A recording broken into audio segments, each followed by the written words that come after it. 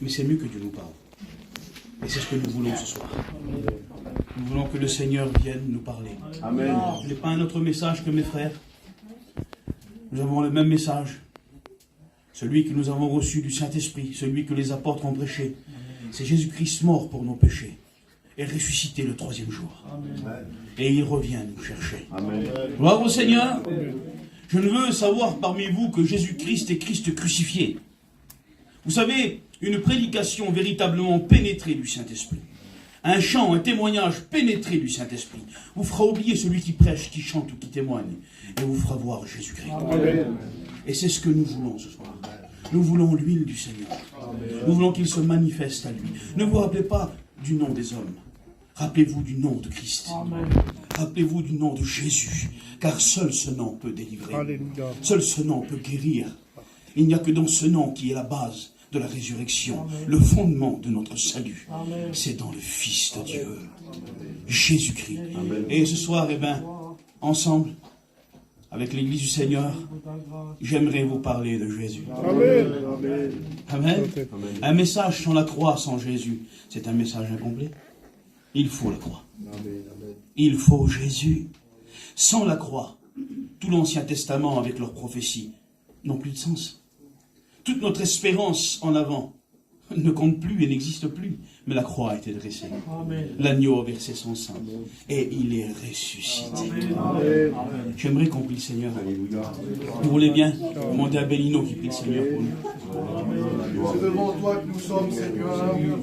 Merci pour tout ce qu'on a entendu. Merci pour ces cantiques et ces expériences. La gloire te revient, Seigneur. Seigneur, tu vois l'auditoire que nous sommes là. Nous sommes venus pour recevoir de toi, pour écouter ta parole. Toi, Isaac, pour nous tous, Seigneur. Tu connais tous nos besoins. Tu connais tous nos Dieu. Parle à travers de ton serviteur. Saisis-le de ton Esprit Saint, notre Dieu. Parle dans son cœur pour nous. Alléluia. La gloire te revient, Seigneur. Amen. Amen.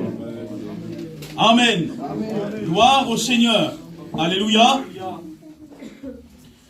Il est écrit dans 1 Jean chapitre 3 au verset 1. Nous allons lire la Bible ce soir, vous voulez bien? Amen. Est-ce que la Bible vous intéresse? Amen. Amen. La Bible doit nous intéresser. Alléluia. Nous ne devons pas venir ici avec nos idées. Nous ne devons pas prêcher nos théories. Nous devons annoncer la parole de Dieu. Un Jésus tout entier dans une Bible tout entière. C'est ce que nous voulons annoncer. Gloire au Seigneur. 1 Jean 1 verset 3, il est écrit. Voyez quel amour le Père nous a témoigné pour que nous soyons appelés enfants de Dieu. Gloire au Seigneur. Voyez quel amour le Père nous a témoigné. La croix, c'est le témoignage de l'amour de Dieu. Amen. Alléluia. C'est le témoignage de l'amour de Dieu. La croix, c'est l'expression visible de l'amour de Dieu. Amen. Il est écrit dans Jean chapitre 3 au verset 16, car Dieu a tant aimé le monde, Amen. qu'il a donné son Fils unique. Je veux vous prêcher l'évangile ce soir. Amen. Afin que quiconque croise en lui ne périsse pas, mais qu'il ait la vie éternelle. Alléluia. Ce texte est une réalité. Tout est payé. À la croix, Dieu te paye pour le payer. Tout est accompli. Tu as juste à dire oui. La plus longue des prières en enfer ne te sauvera pas. Mais ce soir, si tu dis juste pardon, tu es sauvé. Amen. Parce qu'à la croix, tout est payé. Alléluia. Béni soit le Seigneur. Car Dieu a tant aimé le monde qu'il a donné son Fils unique, afin que quiconque croise en lui ne périsse pas, mais qu'il ait la vie éternelle. Ce texte-là, de Jean 3,16, il nous donne le poids de la rédemption. Parce qu'à la croix, il y a tout le poids de l'éternité. À la croix, il y a tout le poids de la louange des cieux. Parce qu'à la croix du calvaire, pour payer Dieu dans sa justice, il fallait l'éternité. Parce qu'il n'y avait que l'éternité qui pouvait donner à l'éternité. Il n'y avait que le parfait qui pouvait donner au parfait. Il n'y avait que Dieu qui pouvait payer Dieu. Et Jésus-Christ, par son sang, paye Dieu son Père. Alléluia. La croix le Fils donné, c'est le poids de la rédemption. Amen, alléluia. C'est la mesure de l'amour de Dieu. La croix, c'est la mesure de l'amour de Dieu. La profondeur, la hauteur, la largeur, la longueur de l'amour de Dieu se mesure à la croix. Savez-vous que l'amour a une mesure? Comment mesurer l'amour? Au sacrifice. Plus vous aimez une personne, et plus ce sera facile pour vous de faire un sacrifice pour cette personne. Plus vous aimez une personne, et plus vous serez capable de faire un grand sacrifice pour cette personne. Si ce soir il passe un passant que vous ne connaissez pas, et que je viens à vous dire, donnez votre vie pour ce passant, vous allez réfléchir à 2 fois. Mais si je vous demande de donner votre vie pour vos enfants, vous ne réfléchirez même pas. Et Dieu a tant aimé le monde. Amen. Il a donné son Fils. Alléluia. Afin que quiconque croise en lui ne périsse pas, mais qu'il ait la vie éternelle. À la croix du calvaire, il y a le poids de la rédemption et la valeur de l'amour de Dieu. Qu'est-ce que c'est? C'est le Fils unique sur la croix. Il n'a pas donné quelqu'un qui est devenu son fils, parce que le titre de fils pour Jésus-Christ n'est pas incarnationnel, c'est un état éternel. Il est le Fils de toute éternité. Amen. N'est-il pas écrit que Dieu est amour? 1 Jean 4,8. Dieu est amour. Amen. Béni soit le Seigneur. C'est sa nature, c'est son essence, c'est son nom, c'est ce qu'il est, c'est son caractère. Dieu est amour. Amen. Et si Dieu est amour, il ne peut rien faire d'autre que d'aimer. Mais quand le créé n'existait pas, quand ce qui est visible n'était pas créé, alors là, il y avait l'incréé.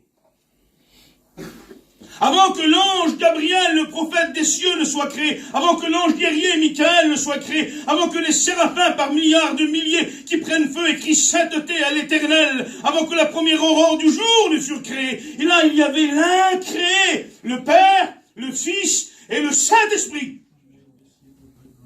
Et au milieu de la divinité, au milieu de l'incréé, il y avait aussi l'amour incréé.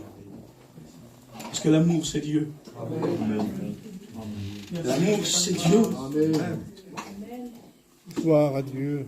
Et dans l'éternité, au milieu de l'incréé, le Père aimait le Fils.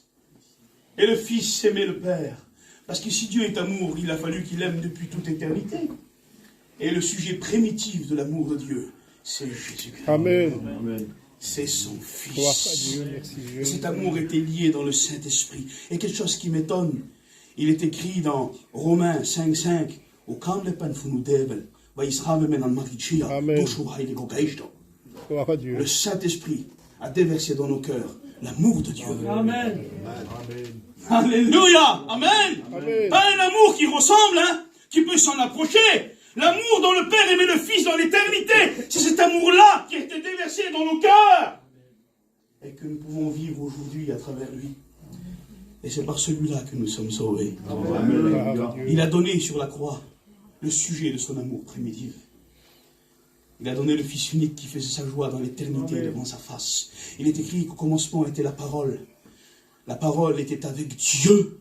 Et le texte original nous dit prostantheon, face à Dieu. Et elle était Dieu.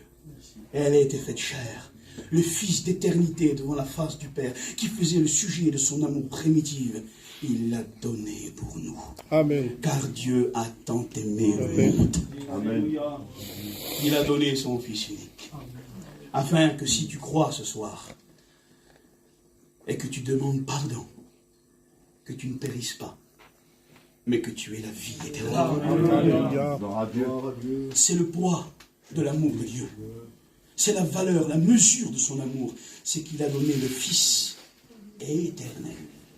Le sujet de son amour. Il a donné le plus bel agneau.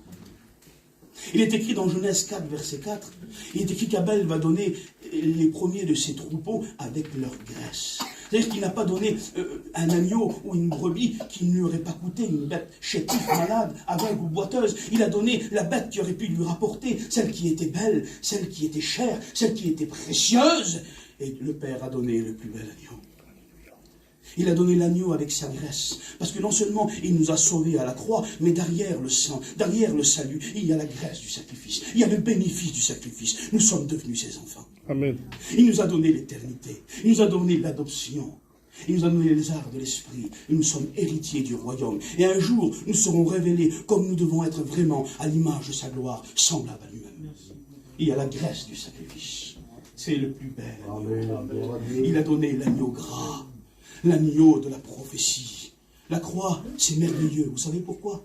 Parce qu'à la croix, un agneau a vaincu un dragon. Amen. L'agneau de la prophétie. L'agneau du Père. Parce que contre lui, Satan n'avait rien à dire. Satan n'avait aucune accusation. Il n'a pas péché. Amen. Il est resté saint. Amen. Il est resté saint. Quand il est parlé du Christ dans le texte original, il est écrit l'agneau de lait. Pourquoi l'agneau de lait? Parce qu'un agneau de lait, sa bouche n'a pas touché le sol. C'est pas un goutard. Et Christ ne s'est pas souillé avec ce que les pieds de l'homme ont foulé. Il est resté saint. Il est l'agneau au lait. Gloire à Dieu. Il est l'agneau au lait. Lui seul a pu dire, le péché n'a rien en moi. Et le prince de ce monde ne peut pas me convaincre de péché. Excusez-moi. Voilà le poids de l'amour de Dieu. Voilà la valeur et la mesure de la rédemption. Dieu t'a tellement aimé qu'il a donné ce qu'il avait de plus précieux. Le Fils éternel, le Fils unique, celui qui est semblable à lui. Le terme Fils unique est très important. Capital. Il n'y a que Jésus qui est appelé comme cela dans la Bible.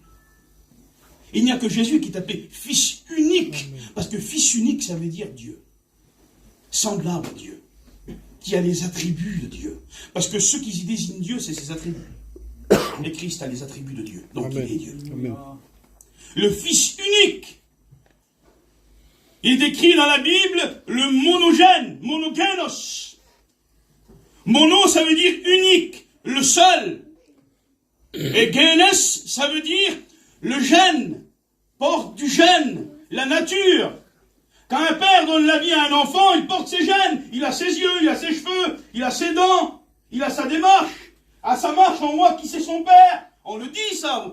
Eh bien, le Fils unique, ça veut dire le seul qui peut être comme le Père. Le seul qui a les attributs du Père. Le seul qui a l'éternité du Père. La puissance du Père. Et Jésus-Christ a dit, comme le Père a la vie en lui-même, le Fils aussi a la vie en lui-même. Et il la donne à quiconque la veut. Car quiconque croit dans le Fils de Dieu, même s'il meurt, il vivra. Parce qu'il est lui, la résurrection et la vie éternelle. Dieu ne vous sauvera que par le Fils. Il n'y a pas d'autre chemin. Amen. Il n'y a pas d'autre porte. Il n'y a que le Fils de Dieu. Il s'appelle Jésus. Il s'appelle Jésus.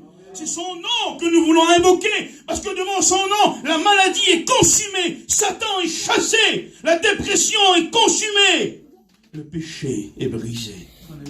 Et la vie de sainteté peut apparaître. Car devant la croix, au pied de la croix, devant le sang du Fils unique, un homme pécheur et un Dieu saint peuvent se réconcilier. Ça, c'est merveilleux. Ça, c'est merveilleux. Il n'y a que devant le Fils unique que le salut est possible. Il n'y a que devant le Fils unique que le pécheur peut devenir héritier. Il n'y a que devant le Fils unique qu'il y a la promotion pour entrer dans le salut. Regardez. Il est écrit qu'à la fin de sa vie, Jacob était là, il était presque aveugle.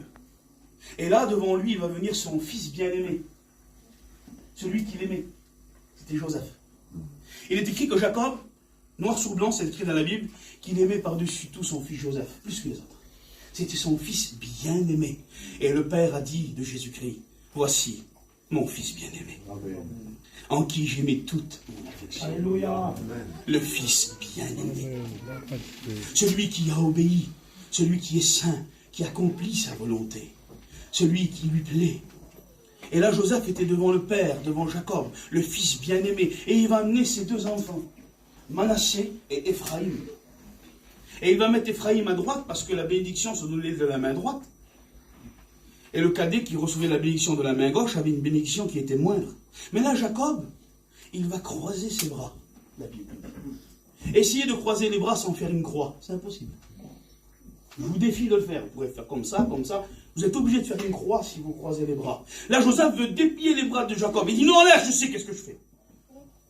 Et là, avec le signe de la croix, le plus jeune, celui qui était le dernier, devient le premier. Celui qui ne veut pas être béni, devient béni. Et devant la croix, devant le Fils bien-aimé, les nations impures ont pris la place d'Israël. Ils sont entrés pour un moment. Dieu n'a pas rejeté son peuple. Il a un plan pour son peuple. Et il s'accomplira. Quand le Messie reviendra de Sion, tout Israël sera sauvé. Mais à la croix, il y a une destitution et une promotion. Celui qui était le premier est devenu le dernier. Et celui qui était le dernier est devenu le premier. Amen. Nous, les nations idolâtres, les nations impures, qui n'étaient pas dignes d'entrer dans la maison du Père, devant le Fils bien-aimé, à la croix. Alors là, nous devenons héritiers. Amen. Amen. Merci, Seigneur. Acquisiteur d'un salut éternel. Car il est entré dans le tabernacle non fait de main d'homme, qui n'est pas la représentation de l'exact, mais dans le véritable. Non avec le sang des boucs et des taureaux, mais avec son propre sang devant Dieu son Père, ayant obtenu pour nous une rédemption éternelle. Mais cela devrait faire éclater de louanges notre cœur. Amen.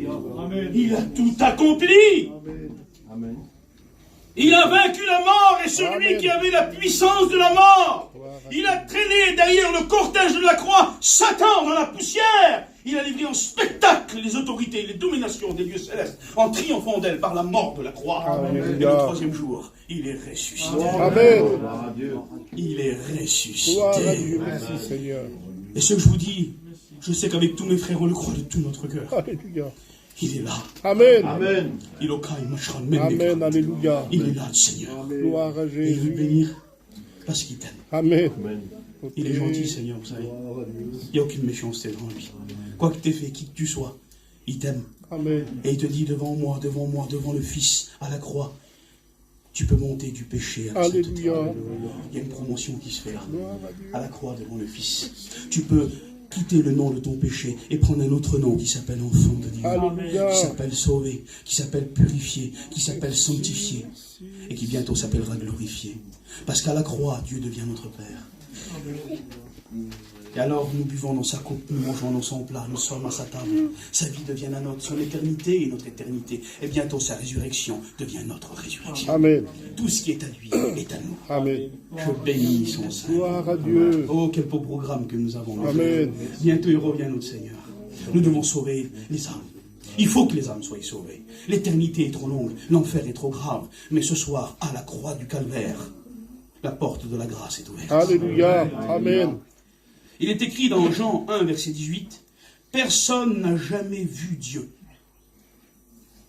Dieu le Fils unique. » J'aime bien ce terme. Dieu le Fils unique, qui est dans le sein du Père, nous l'a fait connaître. Amen. Nous l'a fait connaître. Il est écrit que nul ne connaît le Fils si ce n'est le Père.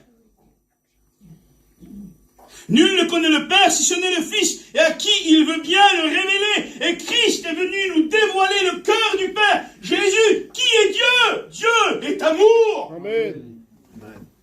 Nicodème, toi qui es le grand docteur d'Israël, veux-tu savoir qui est Dieu? Dieu a tant aimé le monde, Nicodème, qu'il a donné son Fils unique. Alléluia. Parce qu'il t'a aimé. Parce qu'il a aimé l'humanité. Afin que quiconque croit, ça veut dire, quel que soit ton péché, quel que soit le nombre de tes iniquités, la croix est un pont qui ne se brisera pas sur le poids de ton péché. Amen. Et il reste. Et elle ne s'écroule pas. Gloire à Dieu. Parce qu'elle est profondément plantée dans l'amour de Dieu. Amen. Elle ne fléchira pas. Je bénis son Saint. Alléluia. Oui, Dieu le Fils unique, monogènes théos, le seul Dieu engendré. Ça veut dire monogènes théos, Dieu le Fils unique, ça veut dire le seul Dieu engendré, non créé. Parce que Christ n'a jamais connu la création. Christ est de toute éternité. Amen. Et il le dit, le Seigneur, dans Jean chapitre 17, verset 25. Père, tu m'as aimé avant que le monde fût. Il l'appelle son Père dans les temps d'éternité. Et là, nous sommes devant le mystère de l'incarnation. Le seul Dieu engendré.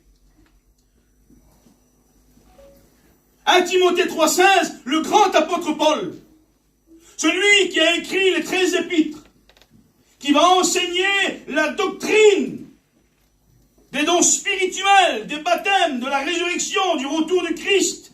Il va former des étudiants qui vont devenir des pasteurs éminents et qui vont leur enseigner comment l'Église doit marcher. Va rester sans voix et sans explication devant le mystère de l'incarnation. Ce grand apôtre Paul, qui semblerait qu'il peut tout expliquer, là reste sans voix. Vous savez, si on pourrait expliquer toute la Bible, c'est plus la Bible. On ne peut pas tout expliquer, la Bible. C'est impossible. Elle nous dépasse. Elle nous surpasse. Nous ne pouvons pas tout expliquer, mais nous croyons tout. Amen. Amen. Bravo Seigneur. Mais nous croyons tout. Et nous sommes là, des petits frères ensemble. T'es trompé, mon frère. C'est comme ça. Ah, gloire à Dieu. Merci, mon frère. Merci, Seigneur. Il faut croire que nos frères aussi ont le Saint-Esprit. Amen. Et un jour, c'est moi qui te mettras sous la bonne voie. Un jour, ça sera toi. Mais il faut être assez humble de dire, je ne connais pas tout. Mes frères aussi ont le Saint-Esprit. Alléluia. Béni soit le Seigneur. Amen. Je bénis le nom de Jésus-Christ. Et le grand apôtre Paul, lui, il n'a pas honte de le dire. 1 Timothée 3,16, il dit, le mystère de la piété est grand. Ça veut dire quoi, le mystère? Ça veut dire qu'on ne peut pas l'expliquer. Ça veut dire qu'il n'y a pas de mots. Ça veut dire qu'il n'y a pas de théorie. Ça veut dire qu'il n'y a pas de schéma à dessiner. Le mystère de la piété est grand. Que voulez-vous, dit l'apôtre Paul? Je sais que ça s'est passé, mais je ne peux pas vous l'expliquer. Dieu a été manifesté en chair. Allez expliquer ça. Que l'amour est né dans une étable, par une simple femme, au milieu de la paille et des animaux. Il a été élevé à la maison d'un humble charpentier à Nazareth, et qu'il est resté humble jusqu'à l'âge de 30 ans. Lui qui était dans le monde et par qui le monde a été créé. Vous savez pourquoi? Parce que l'homme ne pouvait pas s'élever jusqu'à Dieu. Mais Dieu pouvait s'abaisser jusqu'aux hommes. Et ce Dieu s'appelle Jésus-Christ. Amen. Amen. Allez expliquer l'incarnation. Vous ne pouvez pas? Mais je vais y croire. Parce que c'est mon salut. Parce que c'est ma lumière. Parce qu'il s'est abaissé pour toi. Parce que Dieu t'a tant aimé qu'il a donné le Fils. Qui est Dieu comme lui. Parce que le Jésus le Fils est Dieu comme le Père est Dieu. Et comme la personne du Saint-Esprit qui est distincte du Père et du Fils est Dieu aussi. Je bénis son Saint-Nom. Jésus est le Fils de Dieu d'une manière différente que celle des anges d'Israël et de l'Église. Israël, les anges et les chrétiens sont appelés fils de Dieu. Israël par la création, Deutéronome 32, verset 6. Les anges aussi par la création sont appelés fils de Dieu. Job 1, verset 6, Psaume 45, verset 1. Les chrétiens, eux, sont appelés fils de Dieu par l'adoption. Jean, chapitre 1, verset 13, décrit que nous sommes devenus enfants de Dieu, non par la volonté de la chair et le sang, ni des hommes, mais par la volonté de Dieu. Amen. Amen. Nous avons été adoptés grâce au sang, grâce à la purification des péchés. Et maintenant, il est écrit dans Galates 4, verset 6, que l'Esprit du Fils crie en nous, Abba, Père. Amen. Il témoigne à notre esprit que nous sommes enfants de Dieu. Alléluia. Je bénis son saint nom. Mais pour Christ, c'est plus qu'un titre de désignation. C'est un état éternel. Et là, c'est différent. C'est un état éternel. Jésus-Christ est le Fils de Dieu dans l'éternité antérieure à l'humanité et dans l'éternité ultérieure à l'humanité. Il va dire dans Jean chapitre 17, verset 25, « Père, tu m'as aimé avant la fondation du monde. » Il est le Fils de Dieu avant que la terre ait été créée. Et il va dire dans Matthieu 26, 26, « Je ne boirai plus désormais de ce fruit de la vigne, jusqu'à ce que j'en boive du nouveau avec vous dans le royaume de mon Père. » Dans le renouvellement de toutes choses, après l'histoire de la terre. Il est le Fils de Dieu dans toutes les éternités. Amen. Il n'a jamais commencé à l'être. Et il ne commencera jamais. Et il ne finira jamais de l'être. Parce que dans la divinité, il n'y a pas de changement. Rien ne change au sein de la divinité. Exode 3, verset 14, nous enseigne l'éternité de Dieu le Père. Jean 8, verset 58, nous enseigne l'éternité de Dieu le Fils. Hébreux 9, 14 nous enseigne l'éternité de la personne du Saint-Esprit. C'est-à-dire que le Père n'est jamais devenu le Père. Le Fils n'est jamais devenu le Fils. Et le Saint-Esprit, c'est jamais devenu le Saint-Esprit. Ils sont distincts dans leur personnalité éternelle. Ils ne sont jamais devenus, ils sont. Amen. Ils n'apprennent pas, ils savent. Alléluia. Ils sont l'éternité. Amen. Ils ne traversent pas le temps, ils sont le temps. Ils ne diminuent pas et puis ils n'augmentent pas. Diminuer, c'est normal, mais augmenter, c'est bien, mais ils ne peuvent pas augmenter eux. Parce que s'ils augmenteraient, ça veut dire que leur position intérieure serait moindre. Ils sont éternellement parfaits, saints, justes et amour. Amen. Je bénis le saint nom de Dieu par le nom de Jésus-Christ à travers le Saint-Esprit. Je loue son saint nom. Alléluia. Jésus a dit dans Jean chapitre 20, verset 17, « Je monte vers mon Père et votre Père. » Jésus-Christ aurait pu dire, Daniel, « Je monte vers notre Père », ça suffisait. Mais là, il vient distinguer sa filialité de la nôtre. Il dit, c'est pas la même. La vôtre, elle a commencé. La mienne, elle n'a point de commencement. Elle n'a point de commencement. Alléluia. Parce que la réalité merveilleuse du Père et du Fils divin, elle est parfaite et éternelle. Et elle sera contemplée dans l'éternité. Parce qu'il est écrit dans Luc chapitre 18 ou 22 que la filialité terrestre sera perdue dans les cieux. On reconnaîtra qui est qui. Mais on n'aura plus la faiblesse de la chair et la préférence d'aimer plus l'un que l'autre. Mais la réalité du Père et du Fils ne cessera point. Leur filialité à eux, elle ne cesse pas. Et Christ en témoigne. Il va dire, qui se proclamera pour moi sur cette terre? Je me proclamerai pour lui devant mon Père dans les cieux. Je bénis son Saint nom. Alléluia. Il est écrit dans Daniel chapitre 7, « Et je vis un fils d'homme au-dessus du fleuve. Et il s'approchait devant celui qui était l'ancien des jours et qui était assis sur le trône. Et il prit de sa main le livre. » Il est écrit dans Apocalypse chapitre 5, « Et je vis un agneau comme immolé, avec 7 cornes et 7 yeux, qui est la puissance et la vision de mon Seigneur. » À qui rien n'échappe, et que personne ne peut vaincre. Et il est écrit qu'il s'approcha de celui qui était assis sur le trône, et il prit le livre de ses mains. Oui, la filialité du Père et du Fils divin sera contemplée dans l'éternité, car elle est parfaite et éternelle. Et là, il vient distinguer la filialité de la nôtre, là. Il va dire, Jésus, dans Jean 20, verset 17, « Je monte vers mon Père et votre Père. » Jésus a toujours été le Fils. 1 Jean 5, 20, il est écrit, « Le Fils de Dieu est venu. » Il n'est pas devenu. Il est venu. Béni soit le Seigneur. Amen. Je vais vous le redire. Le Fils de Dieu n'est pas devenu. Il est venu. Amen. Il est venu dans le monde. Et il existait avant le monde. Je bénis son Seigneur. Galates 4, verset 4 nous dit que Dieu a envoyé son Fils sous la loi, né d'une femme, pour racheter ceux qui étaient sous la loi. Écoutez bien. Dieu a envoyé son Fils né d'une femme. Ça veut dire que ce n'est pas le fils d'une femme qui est devenu le Fils de Dieu. C'est le Fils de Dieu qui est devenu le Fils d'une femme. C'est quelque chose de différent. Il était le Fils de Dieu avant d'être le Fils de Marie. Il était le Fils de Dieu avant Bethléem. Il était le Fils de Dieu avant la terre. Il était le Fils de Dieu avant les cieux et les anges. Il est le Fils de Dieu éternel. Amen. Je bénis son saint nom. Et là est le poids, la mesure et la valeur de l'amour de Dieu. Il a donné l'éternité à la croix. Il a donné son semblable. Car il n'y avait que Dieu qui pouvait payer Dieu. Je bénis la sainteté du Seigneur. Oui, quand il est écrit que Dieu a envoyé son Fils. Galates chapitre 4, verset 4. Dieu a envoyé son Fils né d'une femme. Là, il est écrit exageratos. Ce qui veut dire mettre en lumière ce qui était caché, mais qui existait déjà en tant que tel. Qui existait déjà en tant que tel. Je vais vous faire comprendre. 2 versets plus loin, le terme exageratos est employé aussi pour le Saint-Esprit. Et Dieu a envoyé l'Esprit de son Fils dans nos cœurs. Est-ce que le Saint-Esprit est devenu saint quand il est entré en vous? Non. Il était déjà saint. De même qu'avant que Jésus-Christ entre dans le sein de Marie, il était déjà le Fils de Dieu. Amen. Il était déjà le Fils de Dieu. Je bénis sa sainteté. Devant le mystère de l'incarnation, nous restons sans voix. Et nous pouvons y croire. On continue encore un peu? Amen. Amen.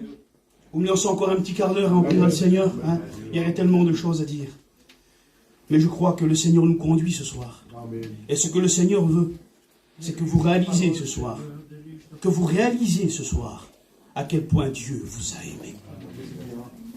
Romains 8, verset 3, il est écrit, Dieu a condamné le péché dans la chair, en envoyant à cause du péché son propre Fils dans la chair, semblable à celle du péché. Ça veut dire qu'avant que la parole fût faite chair, avant que Christ prenne un corps, il était le Fils. Il était le Fils du Père. Le Père n'a cessé d'annoncer le Fils. Il n'est pas devenu le Fils dans le Nouveau Testament. Il était déjà le Fils dans l'Ancien Testament. Et le Père, inspirant Salomon dans un proverbe, va même citer le Fils. Vous voulez qu'on voie ce proverbe ensemble? Alors la Bible vous intéresse. Amen. Béni soit le Seigneur. Amen. Je bénis Dieu. Proverbe 30, verset 4, il est écrit: qui a fait paraître les extrémités de la terre? Quel est son nom? C'est Dieu.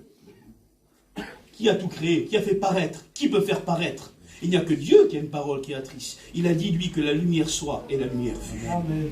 Qui a fait paraître les extrémités de la terre? Quel est son nom, et quel est le nom de son Fils? Le sais-tu? C'est merveilleux, ce texte. C'est dans l'Ancien Testament. Là, il nous a parlé du Père, il nous a parlé du Fils. Il nous a dit que Dieu a un Fils, clairement. Là.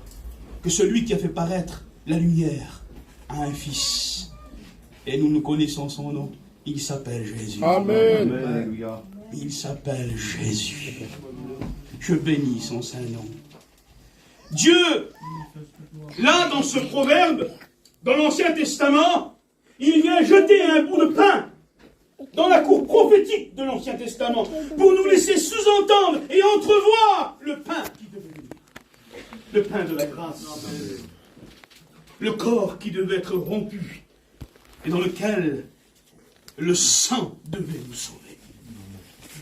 Un jour, une femme cananéenne va venir vers le Seigneur et va courir derrière lui. Elle va lui dire: Seigneur, ma fille est cruellement tourmentée.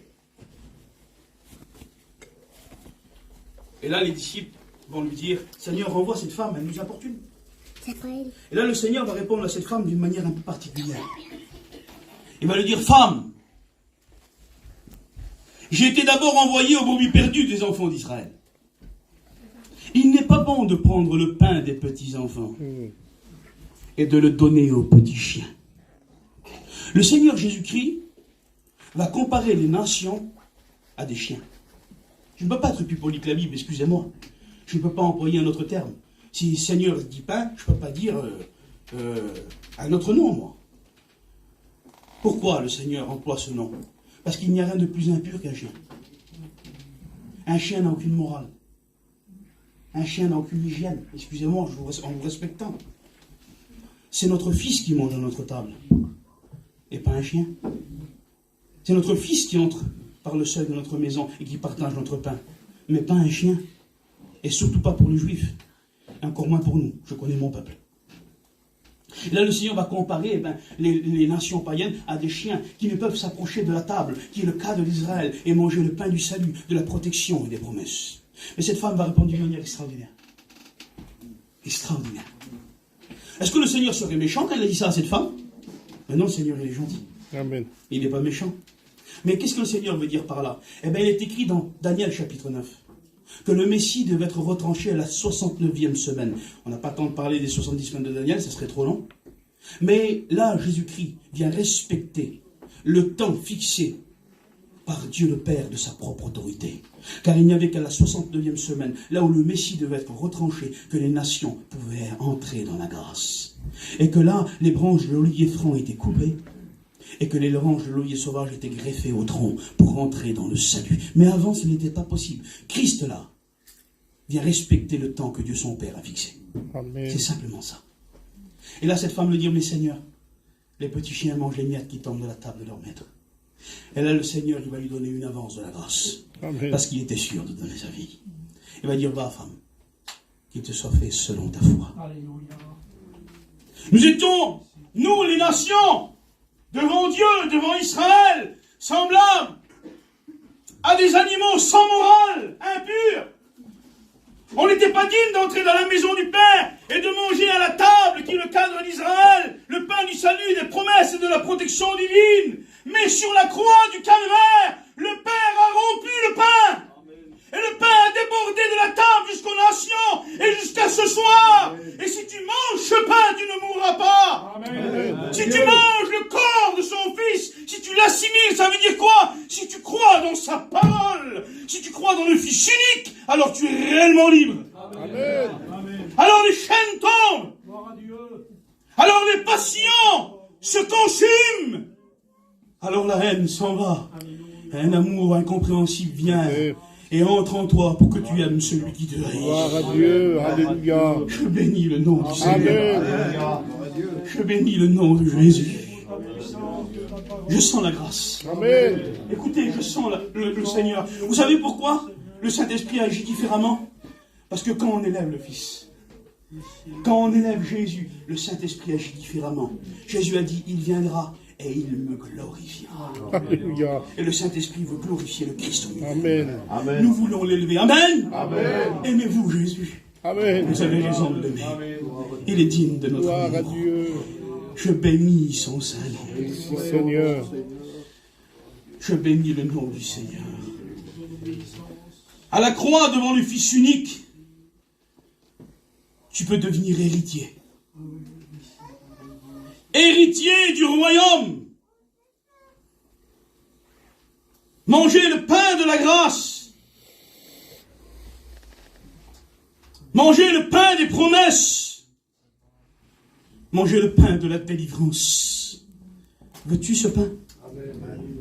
Je te présente Jésus. Amen.